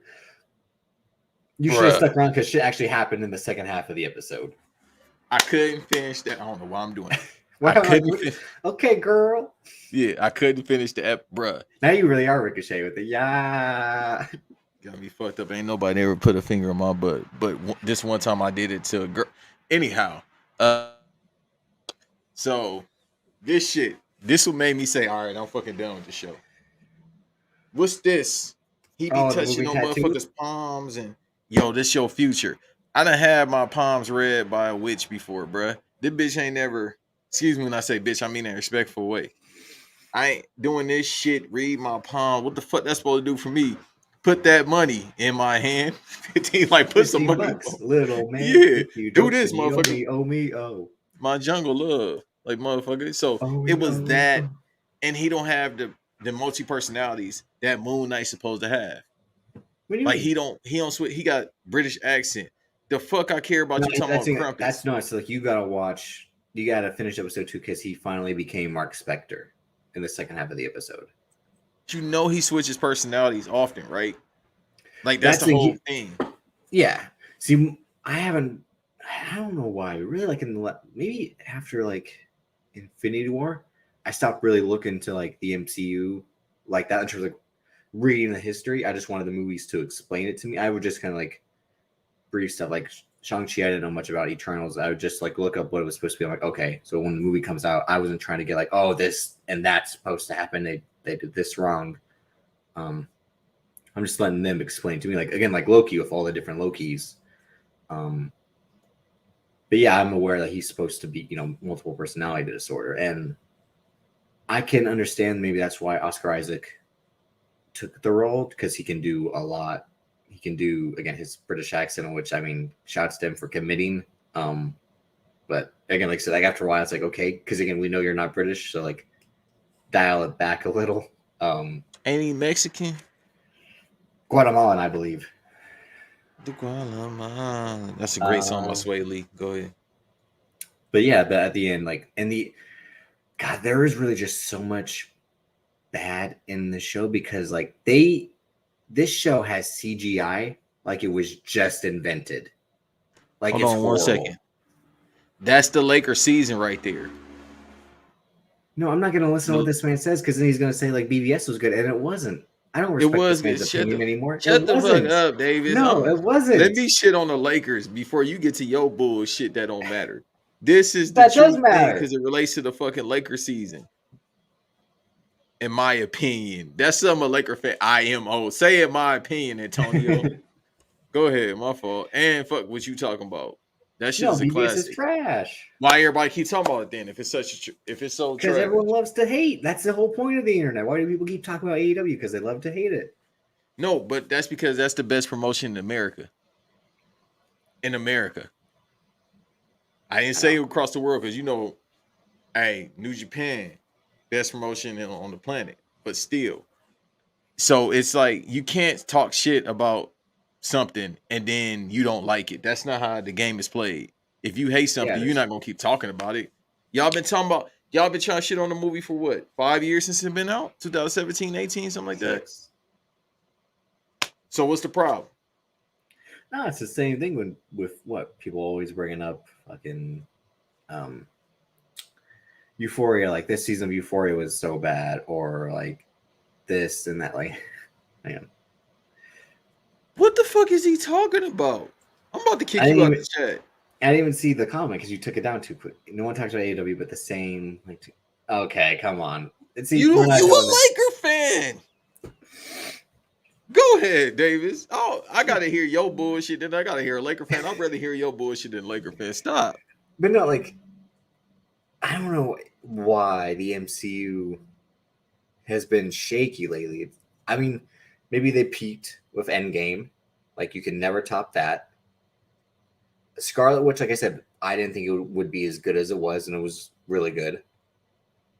The Falcon and Winter Soldier was disappointing, which is like, how could you fuck that up? But they did. Loki was great. Hawkeye was great. Shang-Chi could have been great if it didn't have one person in it. No, but that big face bitch didn't stop the show. One monkey don't stop no show. And then Eternals Eternals was just the worst thing they've ever done.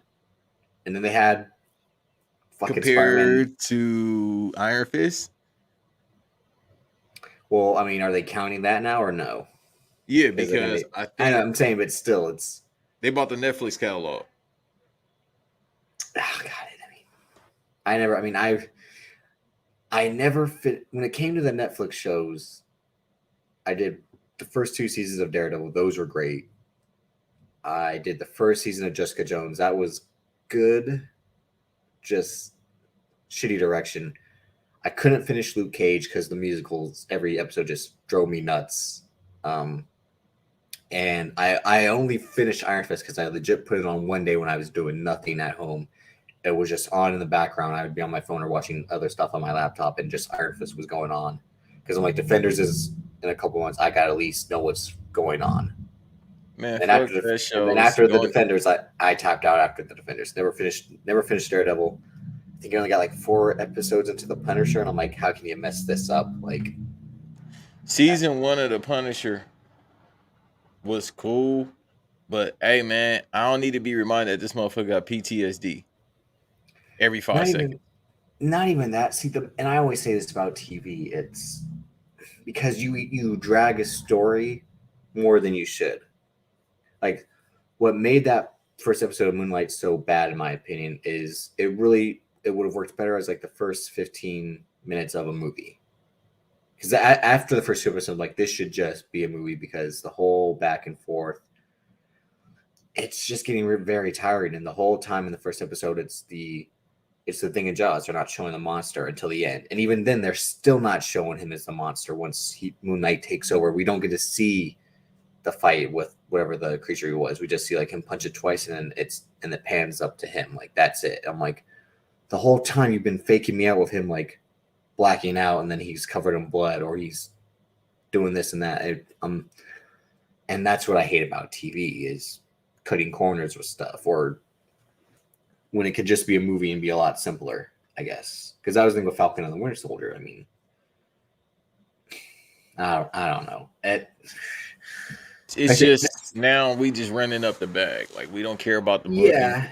We don't care about the story because there's nothing else to do. Well, they got to keep Disney Plus afloat. And and again, they have the whole library of MCU, so they can get so much more characters. But again, like sometimes movies are just simpler. Like you don't need to go into detail about everything. Like I don't care about Ethan Hawke and his whole fucking cult or whatever going on. Like and the amount of times he has to be like back and forth with the voice in his head. It's just I said that second episode was better than the first, but still had some issues, and it ended like hopefully he's Mark Spector more than Stephen Grant. But Stephen Grant fight in like the suits, like the suit of Moon Knight was a little bit more interesting because it was someone like having the strength to fight, like didn't know how. So there was some of that comedy in it, but it still was just Right. Not so. Like I said, I might with me if you don't get it in the first 2 episodes, I'm like, all right, bro, I'm tapped out. That's how I felt about Atlanta. But I'm gonna go back and watch that one episode of Atlanta that you just mentioned because reparations is something we all need. Not you, but us. No, I'm saying, what happens if I was forced to pay reparations? Would you stand by me or no? You said what? If you yeah. So what happens in the episode is people find out all of a sudden they're forced to pay reparations or not. The whole thing is like say like once it's like in this world where instantly you can get a check by finding if someone like so the woman finds out his family owned her family as slaves, so she's like, I'm suing you for $30 million because your family owned my family, and he's like, what? Like so the episode ends with he's like 15% of my check goes towards her. So if I found out I had to pay, would you stand by me or not? Like, I mean, listen, man. I don't know. I want to cut a work promo. I cut a shoe promo. Listen, we all need money. Biden trick y'all. We getting money. Yeah, that's what I'm saying. But money. They say money ain't everything. Not having it is, but at the same time, I'm not gonna put nobody over no money, bro. That's just not my character. Like I'd rather starve it out than ask somebody I love. You feel me? Like, hey, you owe me something. Like, what the fuck? That nobody owes anybody anything. So no, if you had to pay me, I'd be like, nah, bro, just keep that shit. Or if you give it to me, I'm gonna give it to the kids. So you would have to pay the kids. They definitely gonna say, yeah, pay me my shit. But nah, I thought they were saying like it was gonna come from. You feel me? Like the government. Oh yeah, the government need to run all that shit. No, that's saying it's not the government. It's you. You can legit go straight to the person and get it. That's the family that own me. Yeah, them motherfuckers is fossil fuel. That's why the whole point where the guy's like, but it's not like, but I'm not the one doing it. That's why it's that whole again like Twilight Zone feel they go for. Like watch it. Like you'll probably enjoy it or probably not. Well, I can't ask like great grandfather Banks to give me no motherfucking money. No, it's not. It's like it's like you found like if you found the people that was immediate to that. Them motherfuckers is Hicks. Todd McIntyre. Like if you found him all of a sudden, and like he owed you, like he owned your descendants. I mean, your ancestors. You could be like, you owe me now. Like that's the whole point of the episodes. Nah, them motherfuckers is probably some Hicks in motherfucking Tennessee or Arkansas, where my people from, like in the trailer park. What the fuck they gonna give me some goddamn Mountain Dew for reparations? Well, that's the thing. Like this guy's like a man going through a divorce. Well, about to go through a divorce. So it's like the Chappelle thing. Like he had half of nothing, and she took all that or whatever. Oh, no, he had nothing. She took half of that. That's kind of what the episode is in that aspect. Yeah, no, I'm not. No, the motherfuckers. I'm pretty sure if I could find somebody that's close to the. I don't want to spoil one big part of it, but like because you might enjoy that part. But there's someone gets out of having to pay by doing something else. You'll see. Not any of that. You'll just see. Dance? I don't know. No, you'll see. Watch the episode. But okay, I'm watching shit. But Moon Knight, yeah. I mean, and what's next in the MCU? Doctor Strange, Miss Marvel, and the trailer for that looks all right. Again, I don't know much about Miss Marvel. She-Hulk, which we haven't seen much of again, except like 10 seconds. It's probably gonna be bad. Yeah, I don't know. I guess we're just realizing that. And then the direction is bad on the show. Like it's, I don't know. I'm just like, I'm mad because like there's some cracks in the foundation. Like, it's Rocky No, IV. they Like in the cruise Russian. control. I'm like, the Russian is cut. Like, yeah, that's what it is. It's cruise control. It's it's Shaq on the Cavs, on the Suns. Like, You got 2 of the highest grossing movies ever, 3 of the highest grossing movies ever in the top 5, top 10. You in cruise control. Like Avatar 1 still the highest grossing movie ever. Avatar 2 is probably gonna be somewhere up there, and they said that trailer is it's gonna blow us up the water. Fuck that first movie. So you gonna have to show me something. They've been talking about Avatar 2 for 10 years. They finally got the shit no, out the way. it has been more than 10 years. Is the thing. It's been 12 years since Avatar 1. And I remember What they started. movie? I'm sorry. No, go ahead. No, I was about to say is I remember after Avatar 1 came out, they started talking about Avatar 2, 3, 4, and 5. Yeah. This motherfucker filmed all of them, I guess, within a week. Because when they officially started doing it, he was like, okay, it's done. So Zoe Saldana, this goddamn bed when No. she out here like, this is going to be phenomenal. So you can be blue, but you don't want to be black, Zoe Saldana. Okay, Hey, I told y'all I'm here today. I'm sorry. I know this ain't the podcast to do that on, but I don't give a fuck today. No, again, it's Banks versus Davis. It's you. It's me. It might be, hey, I might be Moon Knight, motherfucker. It's Banks versus Banks right now. No, you might be Moon Knight because you might have 2 personalities. I should say one day you should do a stand-up special. I mean, you're talking about writing a book. You're talking about like one day when you're lately you've been talking about in the future. I'm gonna be podding. You should it should be an hour stand-up special, and you should name it like Jerrod Carmichael after your first name. I'm not doing no fucking stand-up special. I ain't funny.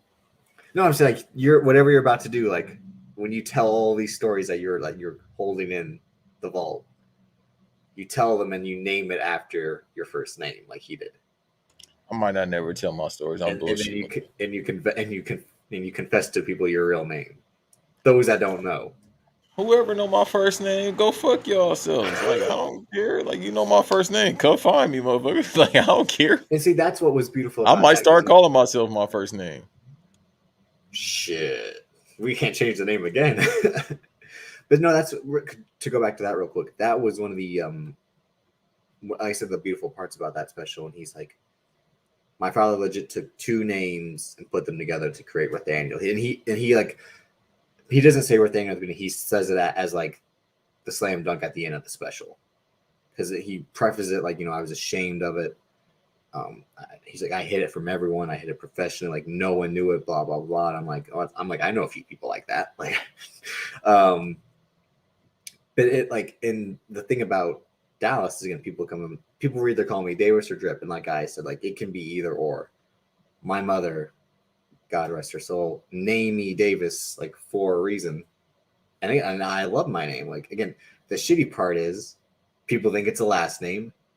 Like when I got my order at Chipotle, they were like Colton, and I'm like, oh, I know they're talking about me, because they always think it's Colton Davis. Like I said, like I think legit like the past 15 years, it's been that in appointments,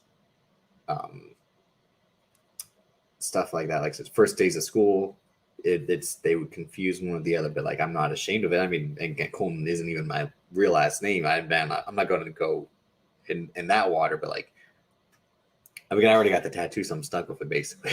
But well, the thing is like, yeah, like I'm not ashamed of my name like that, because my mom gave me that name. But had begin for people to be like Davis and then Drip, or Drip and then Davis, like call me one or the other. Like certain people will still call me Drip even though they know I'm Davis. And I'm like, I'm not, like it's either or is fine. It's like, that's why I also have it tatted on me too. That's why it's on both sides. It's like you didn't have to tat it on you. So yeah, we know it's real. Yeah. No.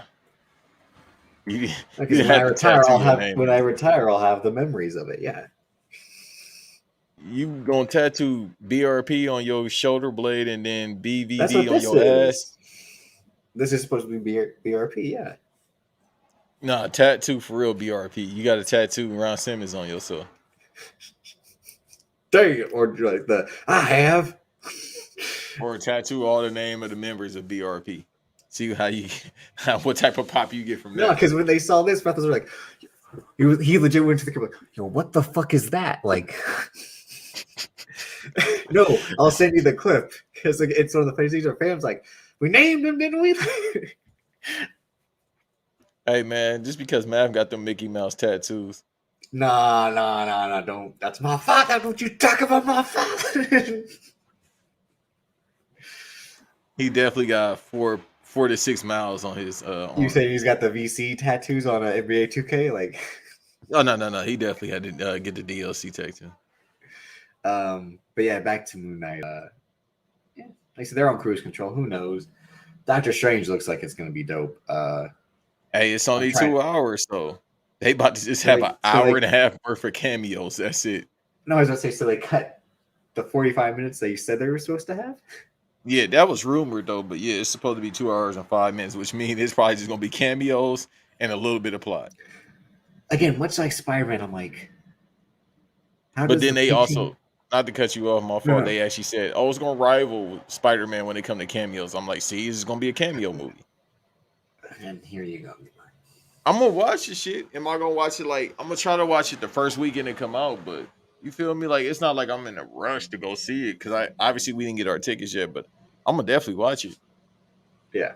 Again, I live in Minnesota. Like the tickets aren't like flying off the shelves here. Oh no, out here they flying because you know this fucking Disney World and they worship this fucking mouse. Mr. Mouse.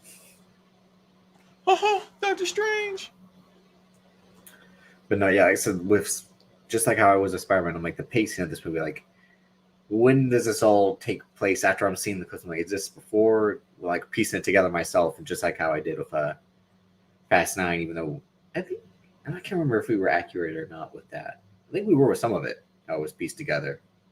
Speaking of Fast 9, Fast 10. So today, for you, I woke up to this news from you, which I'm like, well, this is strange for a number of reasons. Like, but then I'm thinking, I'm like, oh, okay, I know what this is. She'll be the mom. And the flashback. I was thinking one of the sisters. Or the Bermuda Triangle, like whichever is like she'll be the mom. I'm thinking more so she gonna be like one of the family members. So this is my thinking. Like I said, I kind of took out my whole time travel aspect. I think now they about to do it like some big boss Solid Snake shit. Like these are the descendants of him, the father, like these super soldiers. So Jason Momoa is one of he would probably be like Liquid Snake. And No, Jason Momoa like legit is like gonna be like a villain. No, I but don't I think think any all kind of of them are them. villains except for Dom because he's playing Solid Snake, who is the hero, and everybody else is the villains. Like I said, so the first casting of Fast 10 was Jason Momoa. Everyone's like, holy shit. But again, this is Vin Diesel being a 04 Triple H, like, well, mainly 03 Triple H, but like, you know, Jason Momoa is gonna do the job. Like John Cena did the job, like fucking Krista Hayuv from Game of Thrones did the job, like how The Rock was supposed to do the job, and The Rock's like, I did that in the wrestling. I ain't doing that over here. Just like Jason Momoa did the job. I mean, Jason Statham did the job until he was also like, you know what? You kind of owe me. I got to get mine back. And Vin Diesel being like, nope. So they cast Jason Momoa, and they just said like he'll be playing the villain. Right? I think that was just the news. Like, but everyone's like, oh, he'll be so and so. So just, and they announced that. I still think it was just rumored, but Danielle Melanchoir, Rat Catcher #2 from the Suicide Squad, Prussia as she's known as well. Absolutely. Again, probably will be. I think she'll be like the #2 to Jason Momoa, unless she plays the mom. But no, because Fast 10 is now. I mean, Fast 9 is now on HBO Max. You would rewatched it during our trip in Dallas, and I was watching it with you, and the whole time I'm just like, no, and you're like. No, I had to rewatch it. It ain't as bad as last year. I don't That's know what you had said, and I legit wanted to be like, get out of my house. Get out of my house. Because we just got out there, so I'm like, bro, I need to watch something real quick. You feel me? But we had saw the scene when Jacob goes and talks to Cypher, and she studies him from the glass box, and she's like, your chin has a very Nordic features. So I think they were implying that Jack Toretto, is Vin Diesel being brown or multiracial, as I guess he identifies as, right? And Am I white or black? and Mia Toretto, Jordana Brewster as well. And then Brie Larson will probably be the white side with John Cena, I imagine. But like I said, are they going to do flashbacks again or time travel again? What does it all? What does this all mean? Legit, this shit is about to be like I said, bro. Just because how you ain't that multi-racial, but then if you want somebody with Nordic features and a long chin, there you go, right there, Brie Larson. She's a good-looking woman. I know you don't think so because she's you don't chiseled in the chin. Apparently, she has a big ass feet too. Like, is that a thing in your world or no? Big feet? I don't got a problem. Is that a sign? Like, no, I'm saying, like, is that a sign of it being fire or no? Because the whole Maggie Gyllenhaal looking the way she does in it being fire is having like big feet. That thing like that means something, playa. Like, I was about to say, then that mean that goddamn it's big probably. She got big feet. What did you just do? That motherfucker, the love No, I below. don't. What is that? The love below. Probably big than a motherfucker, bro. That shit probably like balled up turkey meat. Okay. Oh my god. God damn it. Oh my god. We said we'd be back to reality. I don't think we were really wild on last. Like when I was telling my story at Ecstasy, I just was like I was in love with this woman and I would have given her everything if she had asked for. And she had you a hoe. I am a sim, but again, you would even you're weak, like, bro. She got you. You caught in a trap. You can't walk out. But like it was a week. Like I told everyone, like, when am I ever gonna meet a Colombian woman like that again? Never. I live in Minnesota. Like, you gotta leave that motherfucker. I maybe might be in New York. I'm still not sure. I don't know. Like, looks the girl. I don't know. Like, yeah, you better. Hey, listen. Banks back on tour. DC next month. New York in June. DC. It's either one or the other. Do DC instead, then. I can't. We're not even. I don't think we even have the tickets, and I ain't going just to go. No, I'm gonna get my ticket. It's sold out already. Is it? They only had a few left. They had something like whatever sections were sold out or whatever. God damn it! Let me see, because I saw it like the other day. It wasn't sold. They had something where like a good amount of them are selling out already. So you better get it while you can. Again, New York. I gotta go to New York at least for the summer. So in the summer. So who knows if I can make that trip or not. Hey, if it ain't DC, then I will for sure be in New York. But yeah, Brie Larson is such a weird casting for them, though. They still got tickets. The fuck you talking about? But they're selling out, is what I'm saying. It's like what they tweeted the other day. I think I saw it yesterday. It was like, you better get them while they can because they're selling out. Oh, okay. Now, yeah, we'll talk about that off here. But again, Brie Larson is Academy Award winner Brie Larson. Let me read Vin Diesel's Instagram post about her because this is how he announced it, like how he always does, because he's that guy. Where's she win an Academy Award for? That movie Room. The fuck is that? Where she was abducted. It was like, what was that woman's name who was abducted? It was in California, remember? Like they found her 15 years later. She was living with this. She had been kidnapped as a teenager and like lived in a shed. And apparently the whole thing was like, it wasn't that far from like where she was kidnapped was the crazy thing. Where dumbass didn't leave. She was locked in the shed. That's why, or whatever. Like it was some. So how long? Wait. So why it take you 15 years? How she get out in 15 years? I can't remember how. Carol, we gotta find Carol. No, legit, I can't. It was a big deal because it was a story that my mom had remembered when I was that age at the time. She's Somebody like, I tried to remember this. kidnap you and put you in a goddamn No, cabin. no, like whenever I think I had to have been 13 or whatever. My mom was like, when I was around your age, her going missing had happened. So to find her as an adult was like crazy. Let me see if in the bio of the movie if it explains room. Because it's that movie that introduced Jacob Tremblay, the little kid that everyone talked about for 3 years.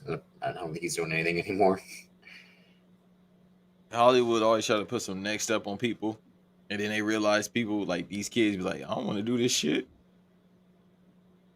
16 hours Yeah. on set. I want to be a real boy.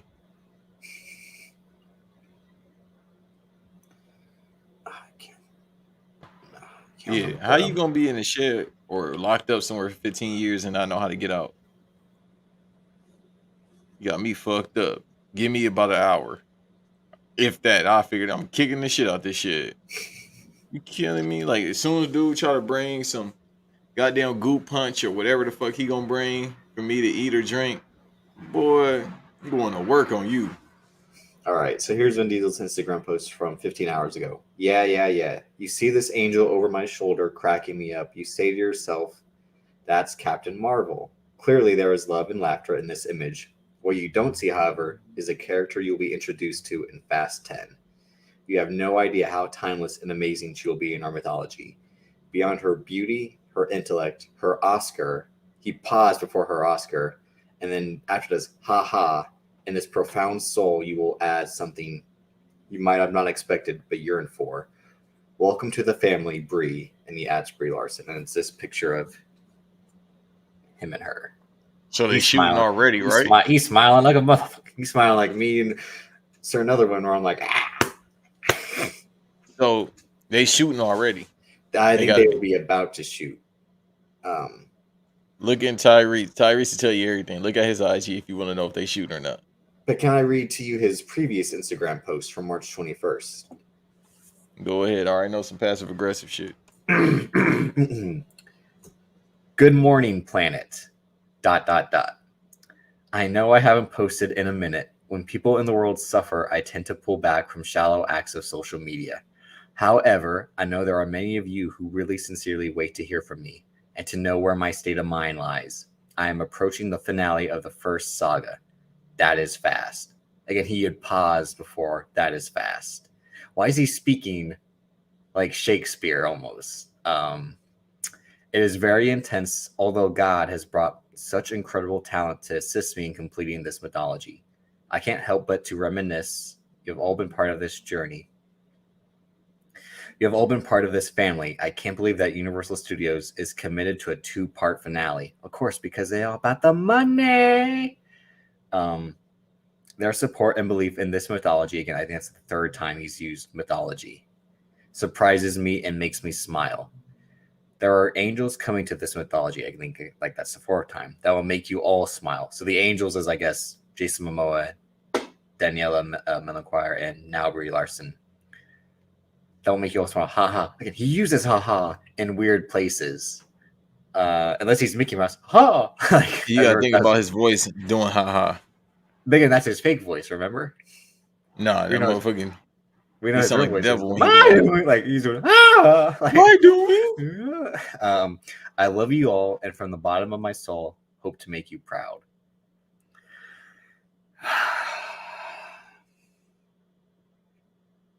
Look at what Thursdale said. What you just sent. Look at what Thursdale said.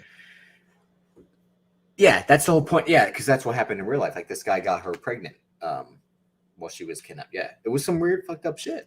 So where is the kid? The kid was in the shed too? Yeah. What was her name? If you don't kick this motherfucker, was it get out the shed. Something? You don't remember this? Man, white people do so much crazy shit. I don't remember everything. JC Dugard. I thought, she was kidnapped. Yeah, where I'm from. Antioch, California. 1554 Walnut Avenue, Antioch, California. Reappearance, University of Berkeley. She was.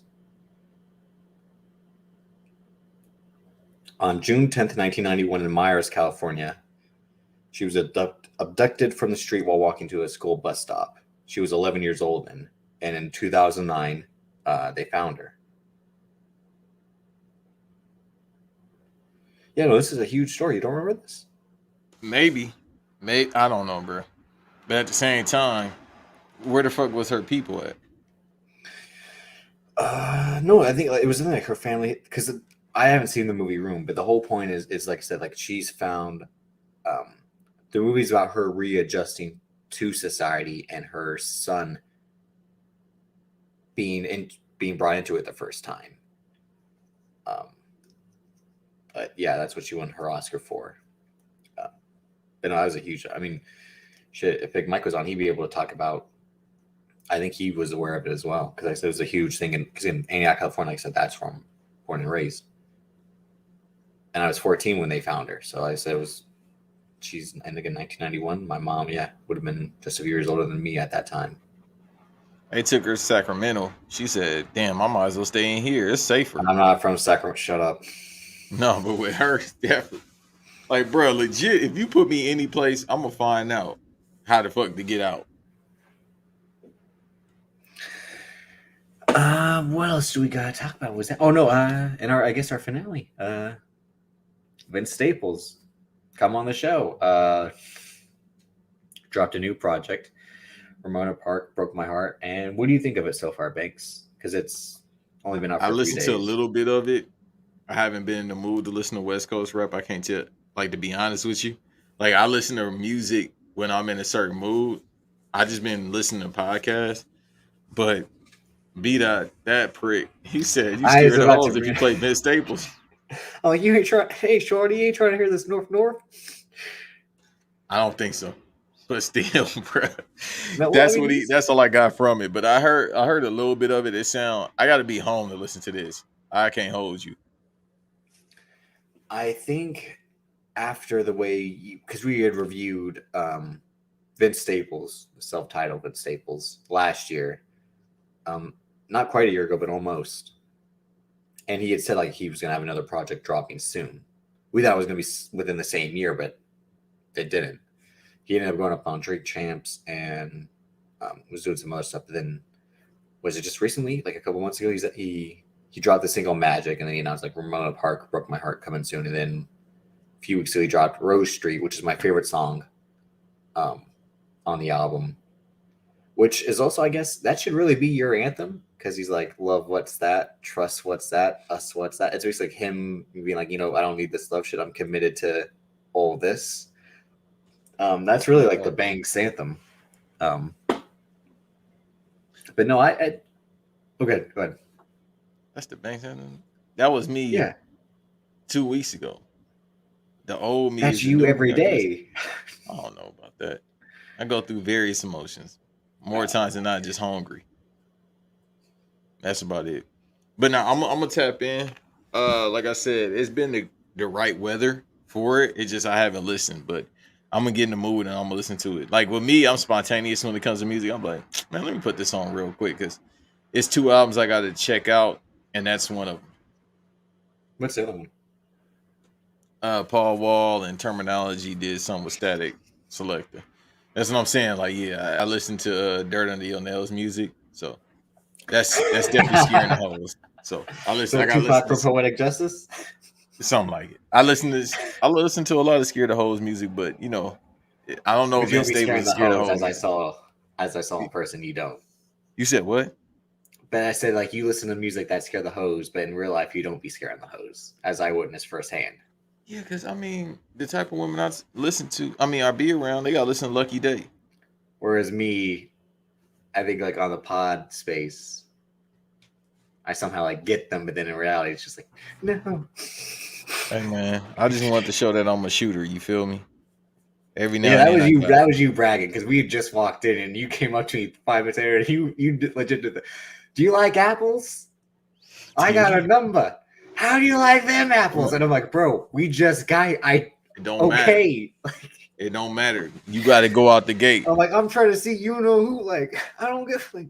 I'm Russell Westbrook with this shit. Hey, let's go. Fast break off the look back. how many championships he's got, and you ain't got shit. Just It like don't matter. It don't matter, motherfucker. I was talking. you on I your was fourth talking. team, just like It don't matter. I was talking though, right? It don't um, matter if you win an inch or by a mile. A win is you a ain't win. using that. No, you ain't using that for that. Shit. I ain't allowing you to use that for that. Shit. Nope. Where your highlight reel at? Where your highlight tape? Kiss my ass. That's Exactly. What I Yeah, tell you yesterday when you were talking to this shit. Suck my dick. no. I said them would be fighting words, but you definitely could have. You could have kissed. You could have kissed a couple females' ass, but that's neither here nor there. To anyone that was watching Romona radio. I guess I'm looking at one right now. Shit. Right now. She look like Caleb Braxton. Shouts out to fan for seeing Caleb Braxton. I regret. You know, I don't regret that because we were at Ecstasy, so I definitely don't regret that. No, I definitely would have pulled up. You heard of Where's Bucky podcast? But no, I think like I said exactly like Vince Staples, the project, like it's good, not great. I really enjoyed Prima Donna, the EP he put out in 2016, and I do like Big Fish Theory, even though a lot of people shit on like the quote unquote video game beats he had at the time or whatever. I like a majority of Summertime 06 is phenomenal. I didn't like FM as much.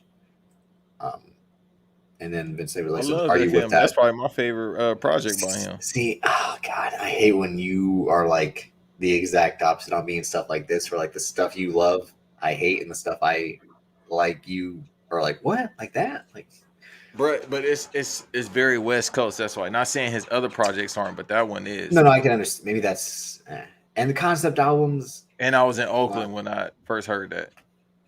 Yeah, I mean, where you're at the time totally works because more and more, even though I still have the same issues with it, but CLB, I said it was great. It just wasn't what I thought it was going to be. And I still think the features are too much. But CLB is seen a lot stronger now. And that's the thing with music. I think it has to age really more than movies. And I can tell that with, again, a lot of Vince Staples stuff really ages well, I think, or like it'll sound better after some time has passed. I think maybe Graham, he had put out a tweet a week ago saying like he doesn't get the respect he deserves. And I said that when he was on with us, when him and CJ Public Enemy, shouts to the fam there, that because he's so great on Twitter and on interviews and all that, the music kind of is, forgotten in that aspect of it.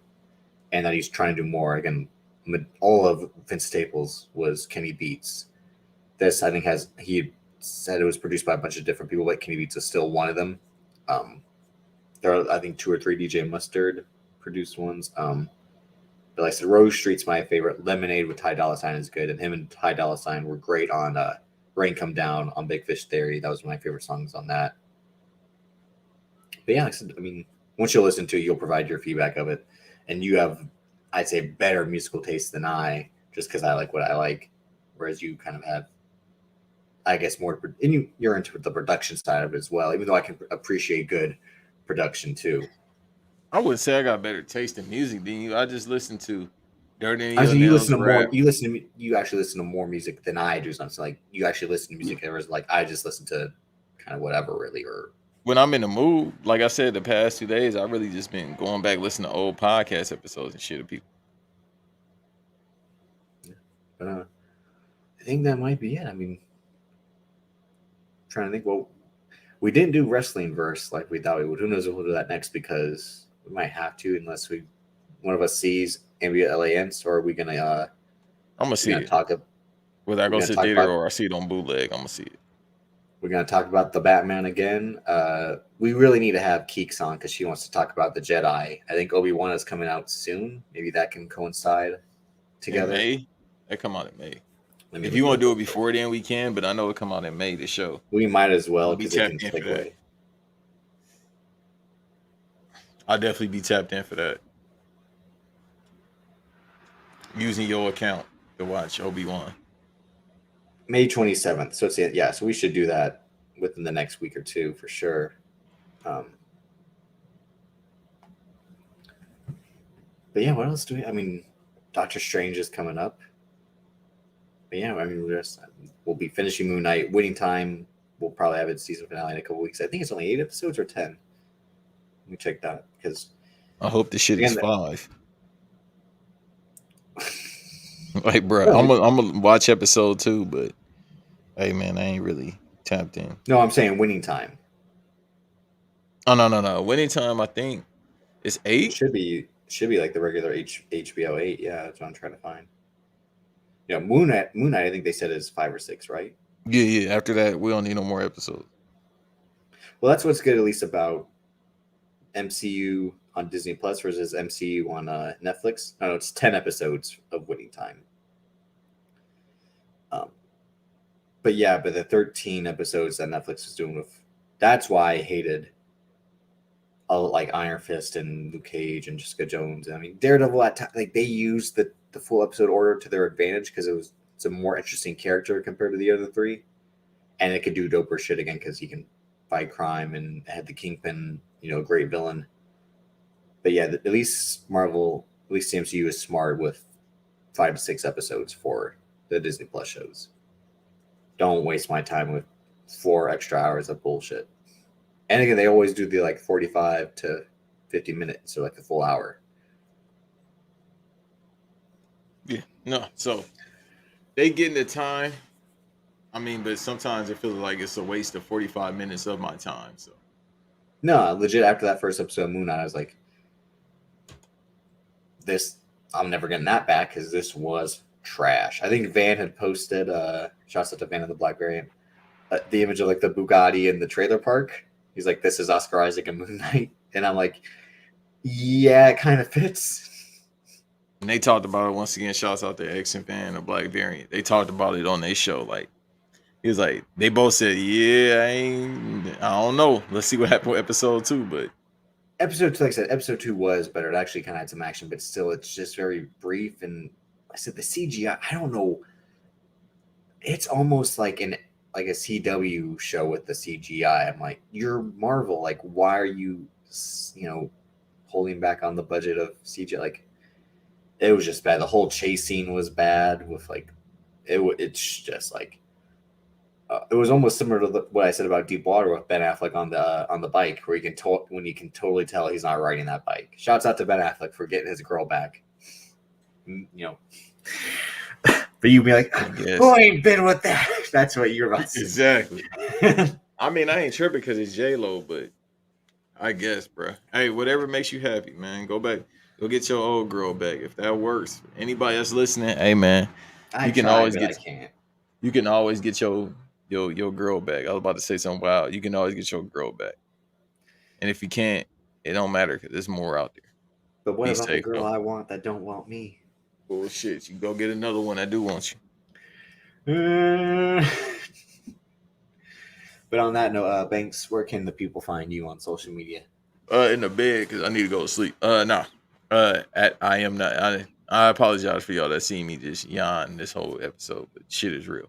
At I am not Banks on IG and TikTok. Twitter ain't gonna be there.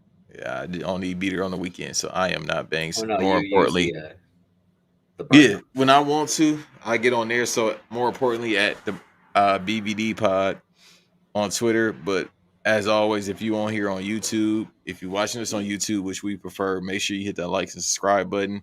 Thanks versus Davis podcast on YouTube. You can follow me on Twitter at Davis, aka Drip, Instagram, daviscoltondc. Like you said, Apple Podcasts, Spotify, but YouTube is where it's at. Mainly because we'll just go live when the audio hasn't been pre-recorded because we were doing Saturdays. We've been doing Sundays the past couple of months. It's just kind of easier to go live on YouTube and just provide it to you that way. Again, our visuals, just us talking. You can see our beautiful faces, talking about some shit. So like, subscribe there, share all of it, and we'll see you next week. Peace. Give me my